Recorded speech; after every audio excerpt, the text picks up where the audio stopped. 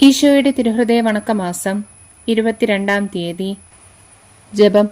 സകല ഹൃദയങ്ങളുടെ നിക്ഷേപവും സകല നന്മയുമായ ഈശോയുടെ പരിശുദ്ധ ഹൃദയമേ, സകല സ്വർഗവാസികളുടെയും ദീർഘദർശികളുടെ ശരണവും സ്ലീഹന്മാരുടെ ബലവും വേദപാരഗതന്മാരുടെ പ്രകാശവും കന്യകകളുടെ സംരക്ഷണവും യുവാക്കളുടെ നേതാവും സമസ്ത ജനത്തിന്റെ രക്ഷിതാവുമായ ഈശോയെ, അങ്ങേ ഞാൻ ആരാധിക്കുന്നു, എന്റെ പൂർണ്ണഹൃദയത്തോടെ സ്നേഹിക്കുന്നു.